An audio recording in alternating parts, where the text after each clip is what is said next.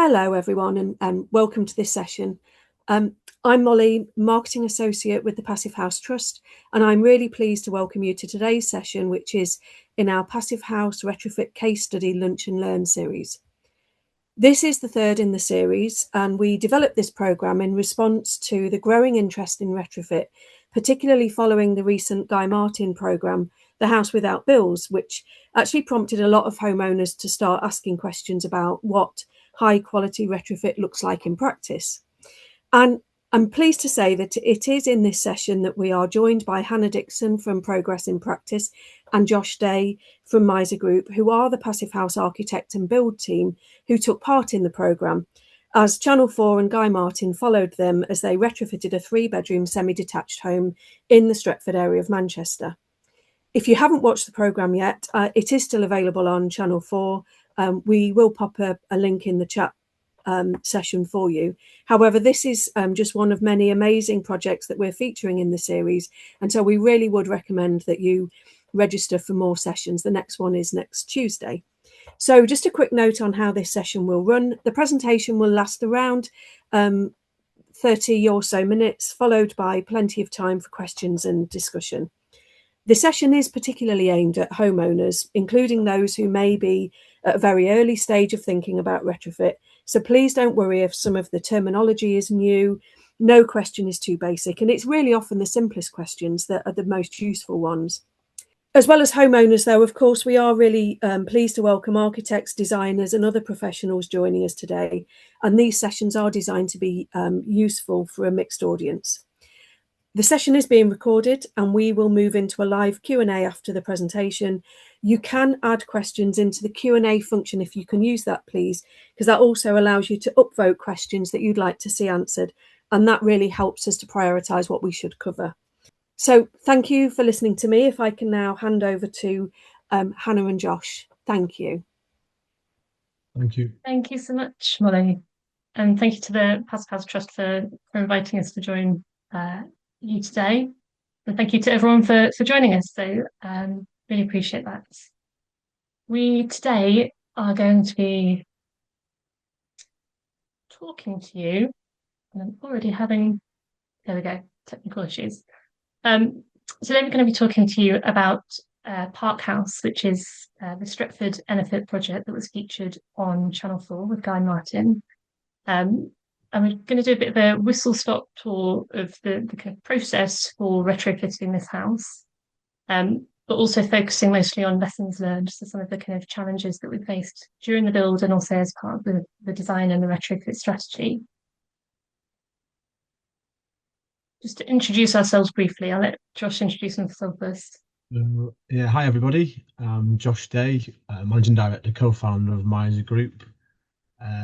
Experienced building contractor in Passivhaus. I don't really know too much more than Passivhaus. I've come from a young age of a Passivhaus background, and then just developed into managing director of the business, and was really fortunate to fall into this opportunity to work alongside Hannah and Channel 4 and the Passivhaus Trust to follow this amazing project through, and hopefully I can share some brilliant experiences and challenges along the way.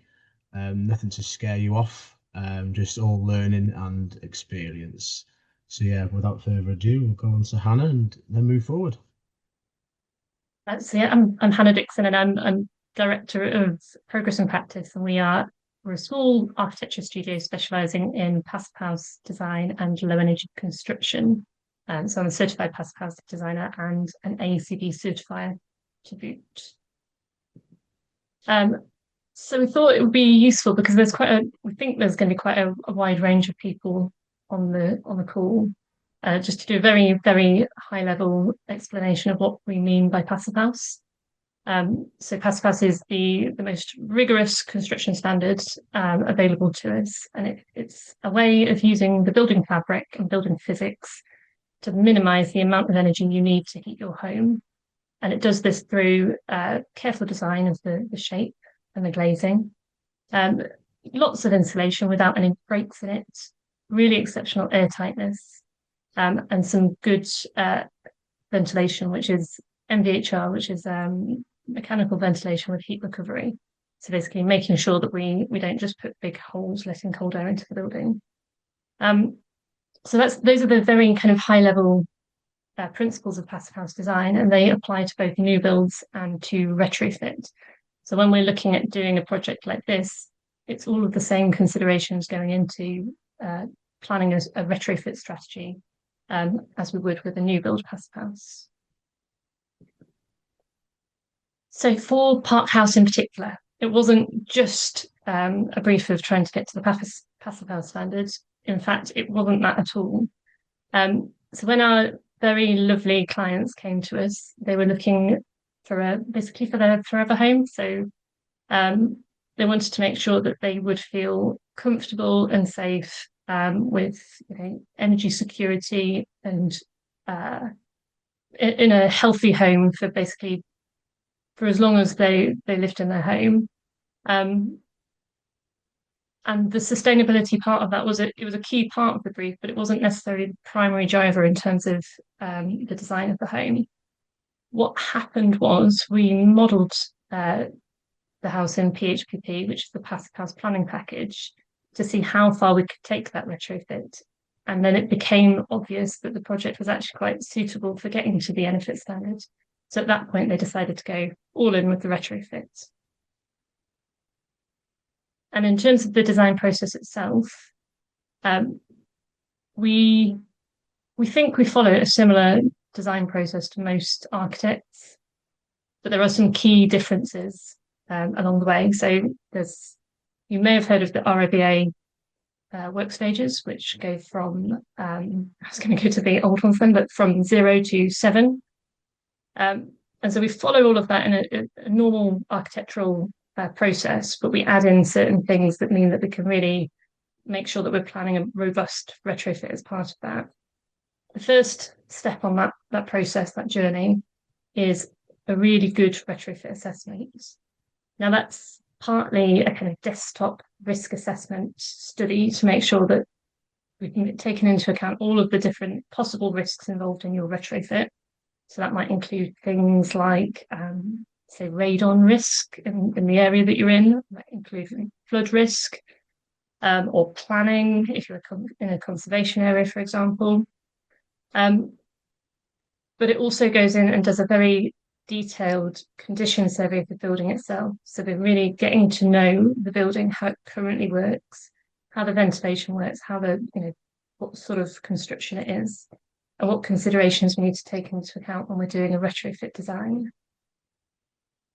And then the other thing that we need to make sure that we do as part of that, and it's not for all retrofits, but if you're looking at any kind of certified project, and in particular an EnerPHit project, you definitely need to model your home in PHPP.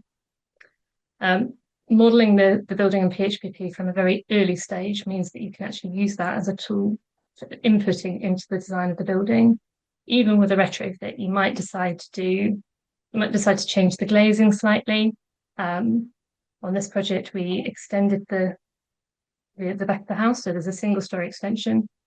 It could be that the extension changes size as a result of the PHPP and the kind of impact of that. So it's good to do it early on so that you can take those considerations into the design process and potentially into the planning process as well. In terms of technical design, we have to do a lot of drawings, as Josh can attest to. So we produce hundreds of drawings as part of the design process, and this is after the planning stage. But we really get into every detail of the building to make sure that we've thought about how all of the insulation joins up, where the airtightness line goes, to make sure there's a consistent strategy around the whole of the building. And it's through really good communication and details that's achieved. Well, that and having a really good builder, obviously. And then in terms of making sure that is achieved on site, there's a kind of verification process, which is gathering evidence, which might be photographs of details that are installed exactly as per the drawings, delivery notes to make sure that the installation is what we say it is, and other types of commissioning certificates, pressure test certificates, to prove that what we've said we were going to do we have done on site or the builder has done on site. And then the third thing is that if you are designing to the Passivhaus standard and you'd like it to be a certified project, you need that third party verification through a certifier, so Passivhaus certifier. So then that is the way that we make sure that the quality assurance element of Passivhaus design is actually achieved, and we manage to eliminate the performance gap in the project. And in terms of delivering that on this particular project, as we kind of, as I've hinted at already, having a really good builder on board is absolutely essential. But there are lots of ways that the construction industry makes it quite difficult. I feel like I'm saying this wrong, but makes it quite difficult to get a really good quality product at the end of the construction process. There are lots of challenges along the way. And so these are just some of the things that we did to try and make that a little bit more collaborative and a little bit easier to make sure that quality was prioritised during the construction process. So we had an open book negotiated tender. So our clients knew they wanted to work with Josh and his team because they knew that they had experience doing Passivhaus and that they were completely committed to what we were trying to achieve with the project. So going through that process and getting Josh and the team's input very early on in the process meant that we could get the benefit of their experience and their technical expertise during the kind of pre-construction stage of the project. We had a collaborative pricing document where we all input into that document. A bespoke contract that was designed specifically to help with collaboration. And then the final point there is, as a little bit of a side rant, retrofit projects are still subject to 20% VAT, with the exception of energy saving elements, which sounds like, when you say it like that, it sounds like retrofits are not zero rated, but in fact, when you split up a retrofit, what you tend to get is about 50-50, I'd say, in terms of the energy saving, the directly energy saving qualifying according to VAT notice 708/6. And then you have the rest of it. So your floor finishes and your new kitchen or your skirting or whatever it is that doesn't strictly qualify. And so it becomes quite difficult to claim as much of the VAT off as you might otherwise do. So what we did in this case, and it took quite a lot of Josh's time, and I think our time as well, is that we split the contracts into two parts so that we knew that the things that were definitely zero rated, our clients were getting the benefit of that zero rating, which is a ridiculous situation to be in, but that's how it goes. I don't know if there's anything you want me to add to that, Josh. Yeah, just how we approached it, really, of it being such a grey area through legislation. So I went and got some VAT advice from a VAT consultant. We basically issued the cost plan identifying what we, as architects and as a builder, assume was energy saving materials and ancillary works associated to, which is a huge grey area. For example, external wall insulation is a thermal upgrade to the building, but to put it up on the first floor, you need scaffolding. So that, in my opinion, is ancillary works too. And the VAT consultant did agree. We went for it at the start in terms of trying to get as much as we could. We brought us back down to earth a little bit. And then we come to a realistic agreement, which was then split over to the two contracts as a 0% and a 20% for the client, offering the client some saving initially. And as for potential builders that are watching this webinar, in terms of protection for the builder, it had a clause in the contract that fell back onto the client if the HMRC did come back in 5 to 6 years to audit the project and then have a different opinion on a certain element of works. And then ultimately then that'll just fall back on the client as the 20%, which they would have been paying originally anyway, if we didn't challenge this. But we're confident enough with that consultant's advice and what the government guidance says, that we could argue pretty much every single point that we've done there. And if we don't, then someone else will, and hopefully it'll come into legislation. The biggest challenge is windows, which we all know about, but we'll move on from that now and kind of move on to the construction process, I think, Hannah. Yeah, I mean, I think it's a good point about windows, though. A very expensive part of any project, but not zero rated. Yeah, which is crazy.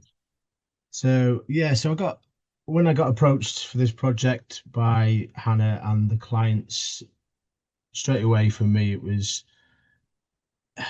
was a project that just stood out in terms of, for me, the client wanted a really sustainable building and their forever home. So that initial investment from me was kind of, okay, that's the type of project I want to be involved with. So going into contract and then straight into the construction process, and some key points really, and overall key points that I'd approach the project with, from experience, is attention to detail. Being that there's this spoken about shortage of skills within the industry, it's a little bit harsh. I might be devil's advocate here. I might have said it previous videos or even on the Guy Martin telly about there's not got enough skills out there to kind of follow this type of project through. From my experience, it's not about having massive upskilled labour on site. It's just following the detail. If you care about the project and you follow the detail, being that the detail has enough information on there for you to follow. So for architects out there that potentially could be watching this, it's just high level detailing, idiot proof guiding the design as such. As long as you follow that process with some quality delivery procedures in place, no blame culture, and then just, yeah, it's not a huge shortage. It kind of, I think we can do it with Britain. We can build good things, and we're pretty quick to just jump on the bandwagon of we haven't got enough. The younger generation aren't as skilled as the old, but we're a lot more tech savvy, so we've got all this stuff behind us to support us in quality control and learning, webinars, training. So yeah, that's key bullet points that I kind of just follow through every job. I've got direct lads that work for me, and they're all multi-skilled trades, and we just follow this whole philosophy of just wanting to build right, checking things, taking accountability of our work, and following the design. And it's pretty much that straightforward. We're not a specialist builder. We just care, and we're a good builder. So that's the kind of key points that we follow through. Do you want to go on to the next slide, Hannah? Sure. Following into lessons, then yeah. So I'll let you introduce this one. So we're just going to run through some lessons learned. We have themed these by the key principles of Passivhaus construction, just to give a bit of structure to it. And we're basically trying to squeeze in so many lessons into a tiny presentation. So just bear with us because it is a little bit fast paced, maybe. So the first one is the air tightness strategy. Initially, we had an air tightness strategy of having wet plastered all of the external walls in the building. We've got membranes to the roof, and we've got a solid floor on the ground floor. So all of those elements are all taped together, basically, throughout the whole building. When I don't want to do any spoilers, Josh, but when we did the pressure test on site, we did actually, we passed, so we got below 1. What was the actual result? The first one, the interim one. Yeah, the first one. 9.7, I think. 9.97. 0.97, yeah. So we passed the first pressure test, but we felt that it was there wasn't enough tolerance with it. So with any project, once you have other trades coming in on site and drilling holes in your air tightness envelope, that can cause weakness in your air tightness and actually deteriorate your results. So what we decided to do is do a kind of belt and braces approach. and then include some of the internal walls within our airtightness strategy to actually apply So wet if you'd like plaster to towards see, those. you'll see on some of the pictures going forward that we've done all the lime plaster on the internal side of the external wall, just in case anyone got confused by, say, an external wall. And then, like you say, some internal walls were brick as well. Some of them were stud, which will go on to, timber studs that will go on to later on in lessons learned. But yeah, we've done the initial kind of scope of. Oh, that's a good example there. So that internal wall was at that stage there where we done our first interim air test, and believe it or not, for belt and braces we ended up doing the lime plaster on all the internal brick walls because the air did travel through the joints and give us a better result towards the end. But as in You could terms of feel it, kind couldn't of you? yeah, you could feel it. So, but as in terms of kind of approaching it on a cost side of things, because it would be in a cost plus, we didn't want to we wanted to save money as where we could. So we've done it rather than doing every single wall. We've done that, tested it, and then we knew to move forward for belt and braces because of the risk of trades coming in, and you got all the penetrations for your services, MVHR going in. At this point on the interim, we didn't have the skylight in, but we did on the final air test. But yeah, so that's where we are with the air test. To see Guy Martin there, he was just shocked at the fact that we were putting tape around brackets which penetrated, and I'm talking small L brackets, which held the 2B1 batten up as a service void because we screwed into that lime parge coat behind it. He just couldn't get his head around the fact that we tape over every single bracket. And it's just the philosophy of, if there's a hole bigger than 20 mil, 20p in that whole building, it's a fail. And you can probably see half a dozen there already on the wall of penetration. So that's the easy stuff that you can manage to kind of quality assure. But the penetrations from subcontractors are a little bit difficult. So that's why we have quality delivery checklists incorporated into the build. So whenever each stage of the build, we have a checklist. Before that wall gets plasterboarded, I go around and check every single screw or penetration has been covered. And it's that same philosophy, that same kind of build process from the start to finish. Is there anything else on terms of I air guess tightness? I guess it's worth sort of saying that with a retrofit it is much harder than with a new Yeah, build. it's a lot And harder, yeah, so because you've got existing structure, you've got your existing floor joist going into your yeah. property. So quite often Externally. we'll have clients kind of ask us, well, what do I need to do to get to an air tightness of 1? And the answer just isn't always the same for every building. And so this is why the kind of interim pressure test, particularly that first one, is so useful to us because it means we can benchmark where we're at, we can find the weak points, and we know whether we need to do more or less. But it's not an exact kind of science. It's not an easily quantifiable thing in terms of strategy and design, is it? Yeah, it's like I say, the interim air test is so key. It highlights the tiny areas which you just wouldn't think of, or you'll understand something later on about the bay window that will come onto and the existing structure that goes through there become a very difficult area for us to make airtight because you've got existing joists and then we had to plant on um, supporting joists and they were travelling through the envelope of the building and it's trying to get in between them junctions. So yeah, that's where you can get caught out as an experienced builder. But again, if it's just attention to detail massively, and then upskilling, mention it now, but what we do is on site is do mini mock-ups, mock-ups of kind of different types of membranes that are working against lime plasters and making sure they're using the right tapes because there's so much product out there. So we're just doing upskilling the lads on site and the subcontractors that come in.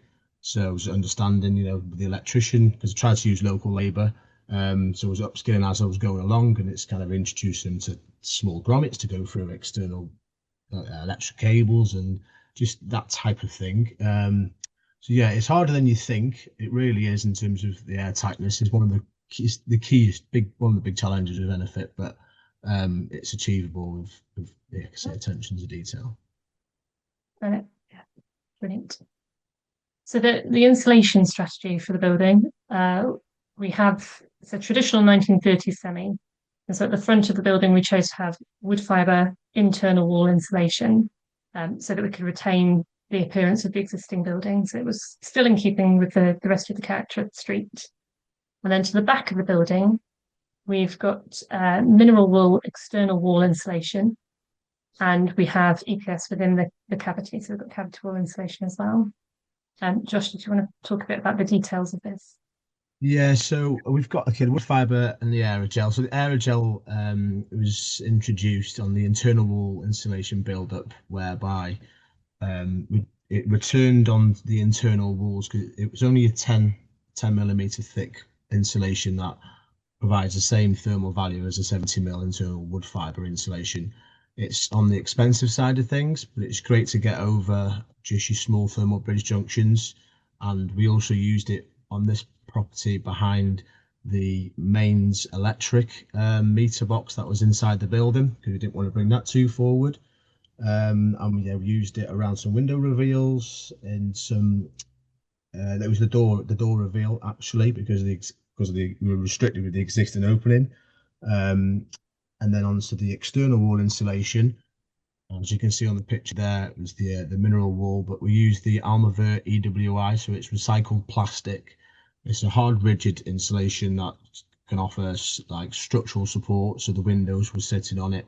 We also used that behind bird boxes. We used it behind a patras for the battery, for the solar battery, because it had to be affixed to the wall. And other things that we had to consider with the external wall envelope was fixings for your rainwater pipes. That's use special fixings to go into a relatively soft insulation, and you want a good robust fixing. So there is products out there, but yeah, them type of things that you have to consider. And then junctions at the joining at junctions is one of the biggest things, especially in the eaves detail. It's very easy for builders to miss out the insulation coming from the loft over the wall plate to meet the cavity wall insulation. So the detail in that is doing it when we did the eaves extensions to accommodate the external wall insulation. We insulated the eaves from the outside of the building, so it's easily accessible. Because if you haven't done it yourself, going in a loft and insulating the loft is a terrible job. And most trades you get them to come in will avoid going into the real corners, the real tight spaces, the pinch points. So to mitigate that, do it when you strip it. If you are doing external insulation, you have to extend the eaves. We did it from the outside, and then it was a risk-free detail that we know was done. Pictures submitted to Hannah for certification, and we know we're good. We know we're going. So yeah, there's external wall insulation shown on the picture there. So it's got another thing that was a challenge was well, wasn't so much a challenge, but one thing key point of this external wall insulation build-up is the little circle rings which go over the caps, which they are little circle insulation rings. They stop any thermal breaks going through the Passivhaus pins. The next picture there is your space therm. So that's your thin kind of 10 mil space therm. Like I say, we that wall that it's linked onto is the staircase wall. So we've got an existing staircase on that wall with the stringer basically attached straight to the wall. So from the point that would get lime plastered and feathered out, so it would just look like a flat wall in the end. So that's the detail for internal wall insulation. I guess the difference here in terms of someone who might if you go to a company who might just offer external wall insulation and this, the main difference you might say is the mitigation of all of the thermal bridging. So that this aerogel detail that we've got on the right hand side here, and then building your windows out into your insulation layer, all of that kind of level of detail is the kind of the step up from I guess standard practice to Passivhaus details. Yeah, just another thing, just to go back on Oh, that image, just a quick one. If so just a little bit of attention to detail in terms of the air tightness. So you can see there's like we've already started some sort of parge coating. The parge coat there, which is on the ground floor slab, that goes underneath the concrete slab, and links to the DPM membrane, and to create that full coat, that thermal, I mean the air tightness kind of blanket that we need. And you can see every wall chasing that's been done for every socket. That's had parge coat put into it, and there's the tape. The blue paint is a primer for the air tightness tape. You can kind of see where we've started it, but stopped it, knowing that it could potentially get damaged further on in the project. So we covered it up at that point, and we'll cleaned it up and then done it again. So yeah, that's just that bit. If you want to move on, Hannah. so with any Passivhaus or EnerPHit project, you want to have really good quality triple glazing. And this is really important because it's a really big factor in terms of comfort. So if you sit near some lower quality glazing, you'll feel a kind of cold come off of it, which can make you feel quite uncomfortable. And it can also create drafts through convection, which again contribute to a space feeling quite uncomfortable. So getting a really good window is essential. And in this case, we worked with Paul Arnott from Eco Homes Windows. Is that the right Mm-hmm. name Yeah, there? Yes, it's a new company name. Sorry. Uh, and so what's really important is making sure that firstly the glazing is designed properly, so we minimise the amount of frame. So even with the very, very best of windows, your frame is still going to be the worst part of your whole thermal envelope. So we minimise that as far as possible, whilst also taking into account the kind of character of the building.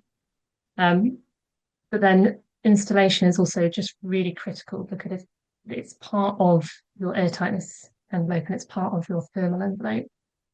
So we need to make sure that this all joins up with the rest of the airtightness strategy and the insulation. So you would have seen on the slide before that the windows are set out where we've got external wall insulation is set out into the external wall insulation. So that's why they have that Almavert, the recycled plastic sills. And then with the internal wall insulation, we're wrapping that round to the frames themselves. So the wood fibre goes all the way up to the frame and then gets taped onto it. Josh, did you want to talk about the install? Yeah, I'll talk a little bit about the install. So go on to the next page if you can, show some images of where Paul and his team manufactured the bay window, or not manufactured, but put together the bay window. Bay window is the only window that didn't come pre-glazed or pre-formed. It had to be built on the site, and the attention to detail to construct this small bay is just phenomenal. So every single joint that you can see each bay has an air tightness strip in it that it just has to be. There's just perfectly plumb, stuck together, and then placed into the bay position. The smaller picture is an example of one of the smaller windows, but the same philosophy throughout. You can see the lime parge coat, which is coming to the reveal, and then there's the air tightness tape, which you can see which links, because it's a first floor window, it links the membrane onto it. And then you've got black comprobound around the window, which is the air tightness between the window and part air tightness, part weather, but not the primary air tightness, because there's a tape as well alongside that which tapes into the reveals. Just a bit of a lessons learned on this job. The existing bay window, because it's not got external wall insulation on the front elevation due to the planning upkeep of the street, we didn't have the option to bring the windows forward. Therefore, they're sat back into the kind of the existing window position, but sat back further into the building envelope to meet the internal wall insulation line. Correct, Hannah? Yeah, to meet the internal wall insulation line, the 70-30 ratio. What happened then was Cavity, wasn't it? yeah, to sit in the cavity, sorry. So what happened then is where the existing window were fixed into the brick at the face of it, it was all damaged. The existing mastic was there. So then we had a situation where you can see on the little one where you've got the lime parge plaster, which is visible from the outside, and a lot of the other windows were just broken bricks and kind of different, yeah, just rough kind of finishes. So we come up with a strategy to put a kind of a timber frame like a timber filler around the edge Reveal. of, yeah, reveal the same material as the window. But again, that's just something to consider if you do kind of go for no external wall insulation, but bringing a passive window into the insulation line, you will get potential issues around the finishing of the window. So just that was something that wasn't initially considered in the costs of the project. Thankfully, Paul was great, and he did it for a generous. It's very Yeah, great. very great. Yeah. So yeah, we'll move on from that. So in Insulation. terms, so once you've insulated and made your home completely airtight, you still need to get some fresh air into it. But what we don't want to do is put holes in our lovely airtightness layer and bring in cold air, like I kind of suggested before. So what we use is mechanical ventilation with heat recovery, which has two ducts which go to the outside, and that is it. And those ducts are insulated. You can see them in the bottom of the image here, the intake and exhaust there. Um, Yeah. and what that does is it uses a heat exchanger to transfer 92% of the heat from the outgoing air into the incoming air, um, which means that we radically reduce our heat loss as a result. But it also delivers fresh air consistently all the time, all year round, and extracts bad smells and moisture from the building. So it means that we know we've got a really healthy internal environment. Josh, did you want Yeah. So to in mention at terms all? of, sorry. Yeah, Or- so just on that on the picture you can see there, the external penetrations haven't happened at that point. You'll see on the pictures Right. if we can just flick over some images of it happening. So the challenges with ourselves on this is as the picture on the left is all the ducting that's coming from the loft space from a plenum box, a thing called the plenum box, which distributes all the different ducts to different rooms, is transferring that down the levels, and how you make that airtight is a very difficult thing to do. If they were all separate, they'd have their own kind of grommet or tape section, but because they're so close to each other to fit in as a tight space, it becomes a challenge. So we achieved it by creating a kind of an airtightness box around it with plenty of airtightness foam and tape and mastics, and making sure they're strapped so there's no movement. And then it did get filled with insulation after that as well to reduce noise and to stop any future movement. And then you can see the picture on the right hand side is where it has been penetrated, and we've done the air tightness detail into the porridge coat. Yeah. So in terms So I of guess, challenges, that's about the biggest challenge with the MVHR. Other than that, it's a pretty straightforward, really clever system. yeah. So there are two main options, aren't there, for the MVHR system in terms of distribution. So you can either use rigid metal ductwork, or the Yeah, semi-rigid stuff so that you can yeah, see in the photo on the left. Um, and quite often we find with retrofits, it's always it's a case of weighing up whether you need the space for the ductwork or whether you need the space for the manifolds. Um, and in this case, it was easier to kind of thread these smaller ducts through the building than it was to get the kind of larger rigid ducts. people might see and think, well, why didn't you use the space on the right hand side? Well, we've got a soil stack there, which meets then goes downstairs to the shower downstairs, which meets more pipe work. So that zone was completely gone. And then the zone after that, we've got water supply. And then further below the building, it was actually went into a different room. So it becomes technically difficult to try and distribute at that point. So you have to find the simplest route, and the simplest route was to Yeah, compound all into one. But it just makes it that's one challenge rather than lots of little ones. But yeah, it's yeah. achieved in terms of It's always about where you need to get to, isn't it? So we yeah, quite often find that going up into the loft and then finding a point where you can just go straight down, all the way down to the ground floor, all the bedrooms, um, is a good strategy. But it's always imperfect in an existing building because it hasn't been designed around this, has it? exactly. Yeah. So one of the other big challenges with an an existing building is the existing building. So when we started out with the project, we did do a condition survey, but we didn't do invasive opening up works, which is something that we would generally recommend from this point forward, because we did uncover things that we would have been useful to have known sooner rather than later. So, for example, I think Josh, no, you didn't quite go into it, did you? So the front bay of the house is constructed entirely of solid brickwork, so which effectively means that we had some hollow plastic windows that were supporting 2 stories of brickwork. Which they had no might have structural element. They had no structural element to them at all, which is very yeah. So they worrying. would have originally been The built with pediment, hardwood. yeah, the pediment is on the top as well. I still can't believe it, but the pediment was a 9-inch wall. I can't. It was just it was this crazy, and then having that potential load bearing straight down with no support. It was, it was an experience. So you look up and down the street, and there are all of these homes have the same situation. And some of them you can see there's a little bit of a crack or a little bit of movement, but so far they're kind of staying there, which, maybe that's fine for now.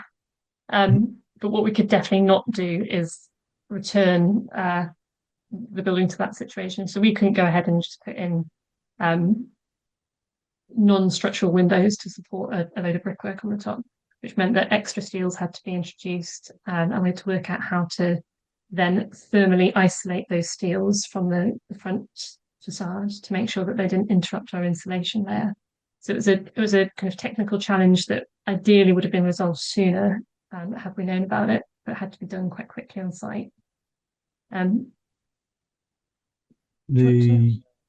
that was the bay window which led to the pediment, which I just mentioned then about the pediment being made of brick as well, and then there was defects in the wood rot as well up into the real deep corners. Some of the birds' mouths didn't comply to where the 2 timbers sit on top of each other, which led to a full reconstruction of a bay and a pediment, new lead work on the valleys, and continue on from there.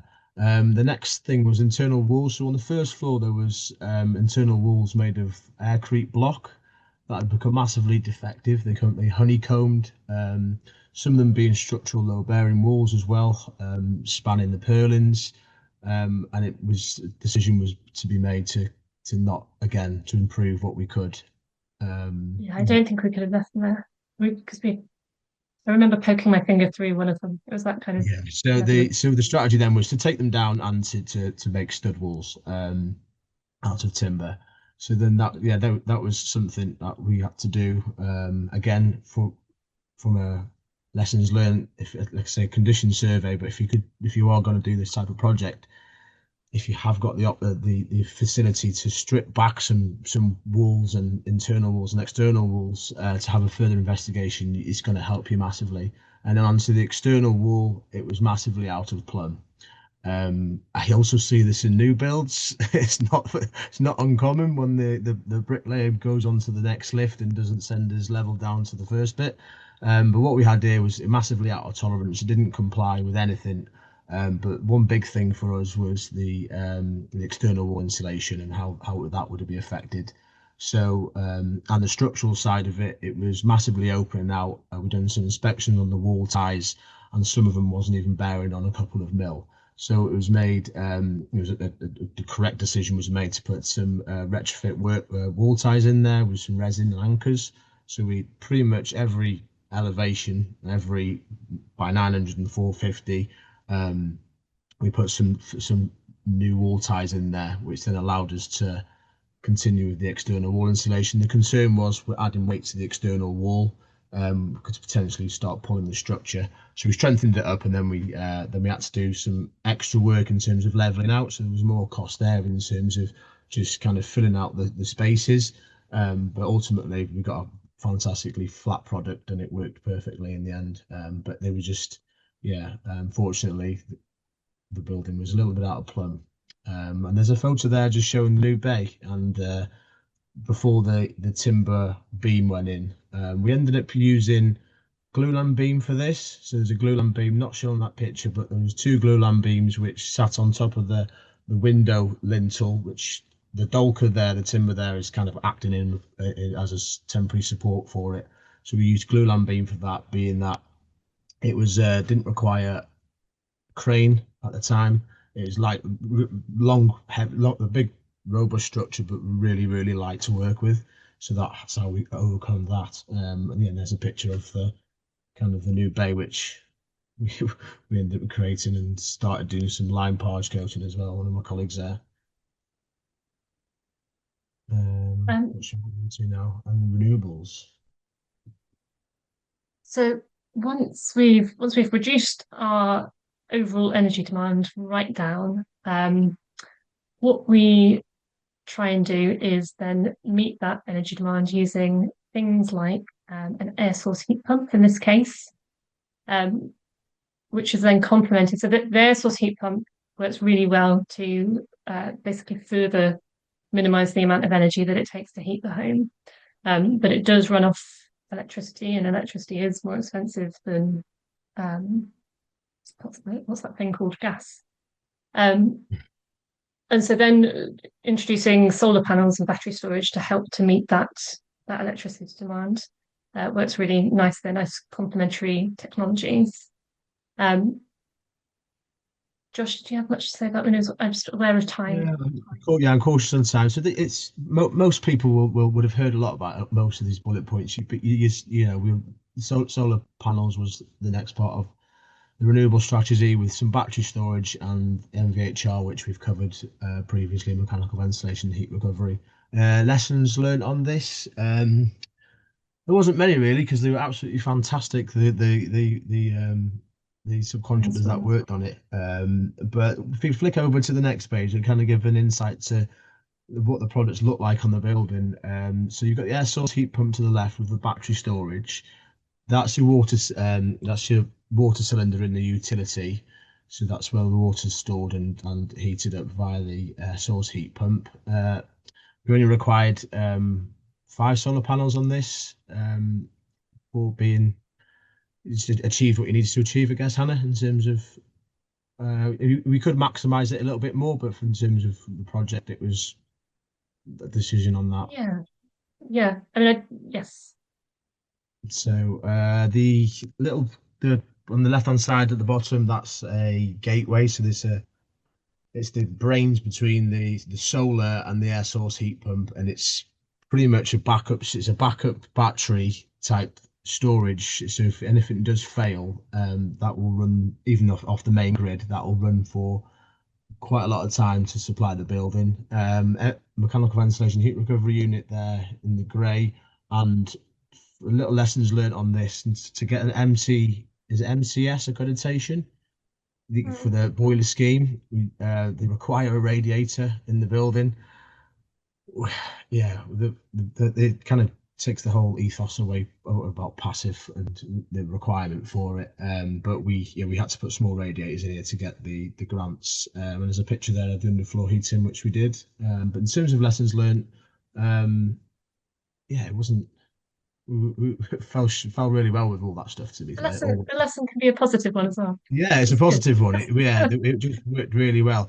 Okay, I'll mention something about the manifold. So there's on the left hand picture at the bottom, there's water manifold. You can see kind of red and blue.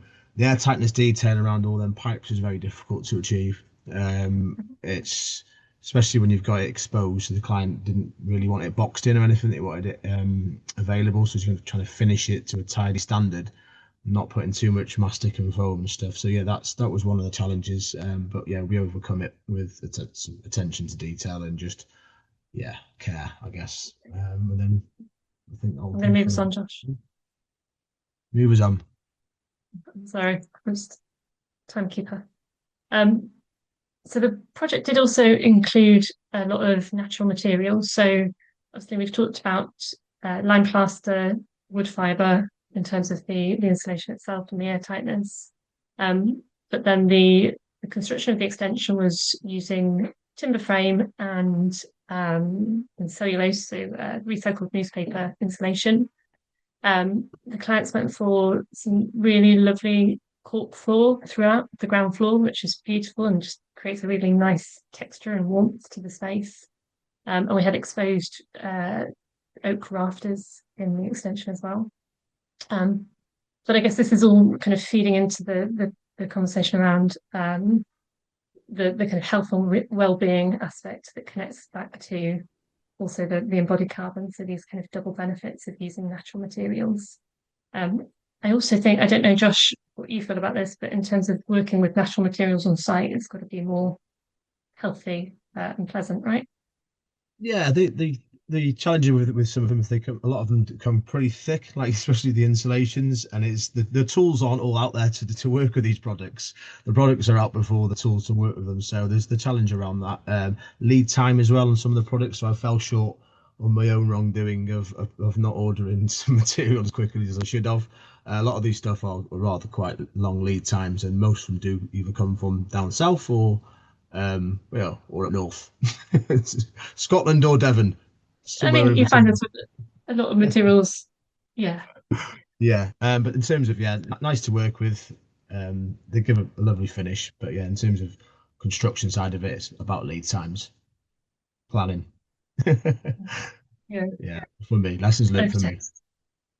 lovely. So we'll just leave you with a couple of photos of the finished project. So as we said, to the front of the building, we've maintained the existing character, so that it still fits in with the rest of the street. But you can see on the side there the external wall insulation and just a hint of the new extension out the back. Some of those lovely natural materials. So we've got the lovely oak rafters and timber cladding to the rear extension. Some more of these details. The lovely cork, excuse me, flooring, and some of the plywood reveals and the triple glazing from Paul there. And there we go, there's the finished project. Looking pretty smart. And a cheesy photo from us to finish. Thanks, everyone. Thank you so much, Hannah and Josh. Thank you. That was really interesting and a little bit different to some of the other presentations that we had last week, with a lot more focus on the actual work that was done, which I found really interesting. And actually, quite a few of the questions that we've had have been along that line. Actually, I'll just pick a couple. I think, Josh, you may have answered some of these along the way. Terry asked whether a tanking paint would be allowed for work instead of some of the tape, as it would contour and have less chance of coming off or having voids. Do you have a view or perspective Yeah, on so that? like a liquid membrane of yeah. So we used that. That was the blue stuff that we used we used a kind of adjunct between them both. We used liquid membranes where it would get really tight. So I kind of go back to the manifold for the air source heat pump water. Very tight, difficult. We use liquid membrane on the substrate there, and we use it as a primer. The problem with the liquid membranes is it's getting the right liquid membrane to work with the natural products as well. So we've got to make sure that the lime works with some of the products out there. But yeah, Yeah, it is. and making sure. Sorry, On you. just making sure it's a proper air tightness. But no, ECL, it's a the good vapor product. control. But tapes and membranes is your kind of main strategy, and I'd use that stuff in difficult scenarios definitely. Yeah, so Excellent. we've used that quite a bit, and the areas that we find it works really well is those awkward junctions, but we wouldn't necessarily use it for a big area of exposed brickwork, for example. It might be a Yeah, so slightly I didn't less show a picture on robust. there, but every single existing floor joist that went into the structure was painted. Around every single timber was painted with a membrane, a liquid membrane. Wow, excellent. Thank you. So I have a feeling this was answered, and if it was, Josh, please just say so. But it was asked about how did you approach insulating around the existing joists penetrating the existing wall, and that came in quite early, and I'm not technical, but I felt that you probably covered that off. Do you think that you did? The existing joists penetrated the walls which had the external wall insulation on them. So they went from left to right rather than front to back. So the thermal element of that is externally. So the key thing for us was internal air tightness around them. That was because it's an internal strategy. There was some difficult areas on the party wall where you'd have used to be an existing chimney there, which was taken down. So the joist was really close to the party wall, and we had to get insulation behind the back of that, and we used a EnerPHit 35. Is that a rock wool type insulation, Hannah? It's a soft insulation which has allowed us to tuck behind it, and then we did the air tight around it. So that's how we got over them. But alongside that, we had to get the parge coat behind it for the air tightness. So there's quite a lot of things to consider following the sequence. But yeah, there is challenges with some existing structures. Excellent. Gary asked if you did you undertake a blower door test as part of the initial building assessment to use in the initial PHPP? No, no, we didn't, because we knew that as part of an EnerPHit approach, or a deep whole house retrofit approach, that we would be basically redoing so much of the building that it was almost irrelevant. So if we found, the really good thing about blower door tests for existing buildings is the leak detection and finding where those weak points are. So if we'd found some pipes with some big holes around them or some leaky windows, we already knew that we were going to be replacing all of that anyway. So we didn't, in this case, see the value of doing it for a project like this. We do occasionally do it on. I mean, we've done one quite recently where we've done a very large house and done a blower door test to start the retrofit assessment. And in that case, it's really useful because you're looking, like I say, you're looking for where, firstly, what the kind of what you're achieving in terms of air tightness, so really where you're starting from.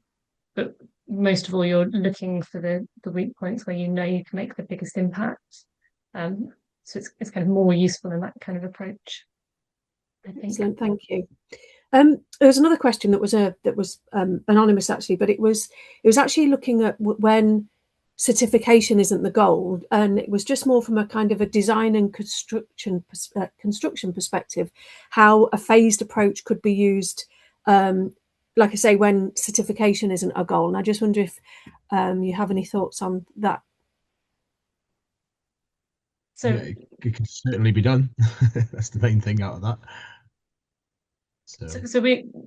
Sorry, Josh. You carry on. So you definitely you can, even when it is a goal, you can do a step-by-step process with Passivhaus. We have a number of projects where we're phasing the retrofit. So what we tend to do in that situation, you do the overall strategy to begin with.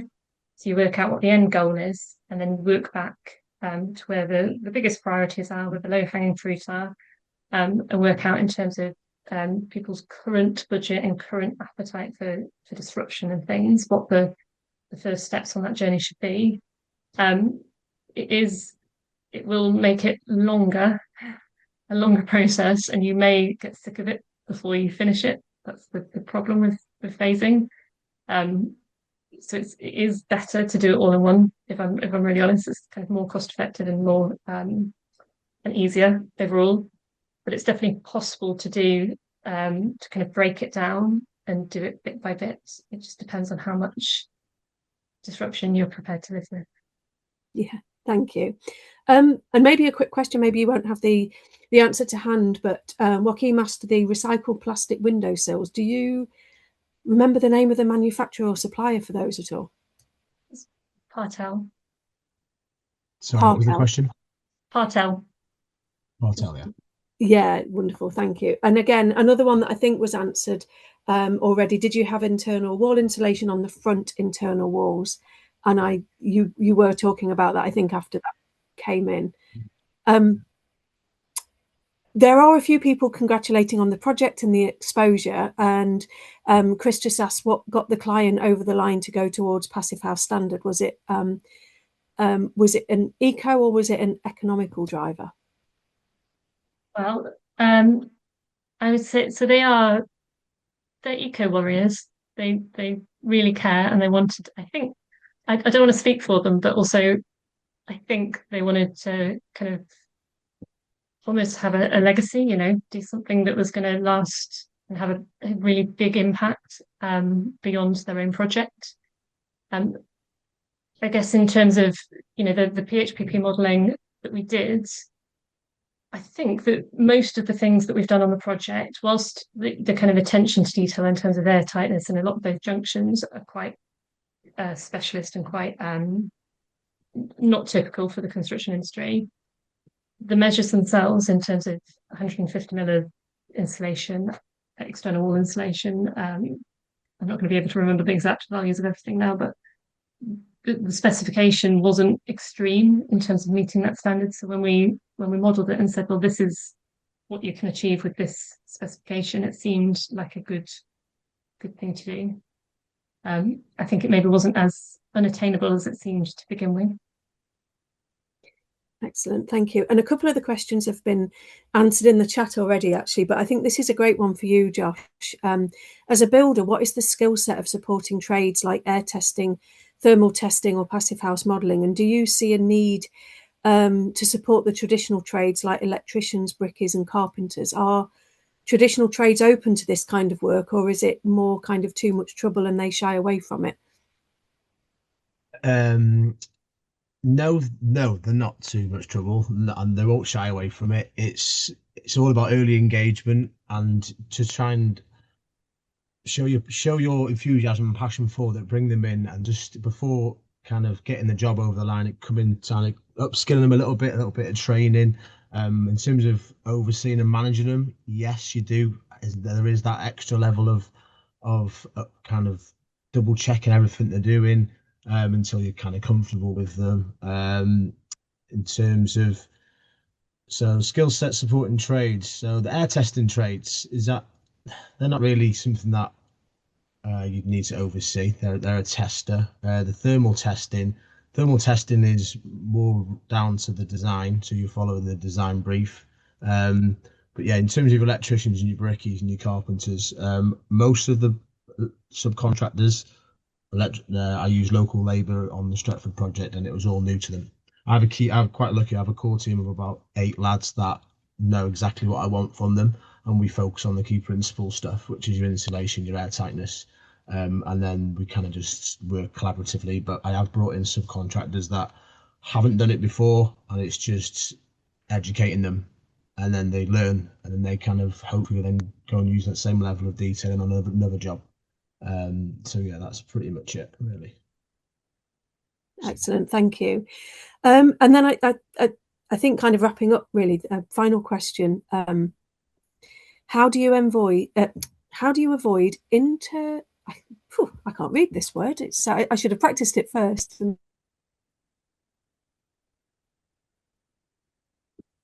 It's the woofy type analysis one. The answer to it is yes. Yes, please. Yeah, thanks, Josh. Yeah, so you would have done an woofy type analysis on all the internal wall insulation build-ups, wouldn't you, Hannah? The question, especially in respect to the party wall, I think there are Sophia's question in there. Party wall. So yeah, did you do a condensation analysis? So the party wall isn't insulated generally, apart from for the thermal bridging. For the wood fibre internally, we did do it. We got a woofy calculation carried out just to check there was no moisture. Excellent. Thank you. I think we have got through most of the questions. We will have a browse through the questions, any that weren't answered, and see if we can answer them when we send out the follow-up, which will include a copy of the presentation, a link to the recording, and yeah, hopefully we've answered lots of your questions. It was certainly for me a very, very interesting and particularly technical, in a good way, session, talking lots about kind of the work that was done, which I think is really useful. So I just want to say thank you again, Hannah and Josh, for your session today. It was brilliant, and thank you to everybody who joined us. Just as a reminder, I think during the Q&A, we had lots of time to catch Hannah and Josh's details. We have just popped them in the chat there as well. So do make sure if you've got any particular questions or indeed projects for Hannah and Josh to consider, please do reach out to them directly. Just as a reminder, Beth, if you don't mind sharing our final slide, that this session does form part of our wider retrofit case study series. We have a number of upcoming sessions over the next coming weeks. We'd really encourage you to visit the Passivhaus website. There is a QR code on the screen there that will take you straight to the Passivhaus pages of the website. And on there, there's lots of links, lots of information. You can talk to an expert, there's lots of free guidance.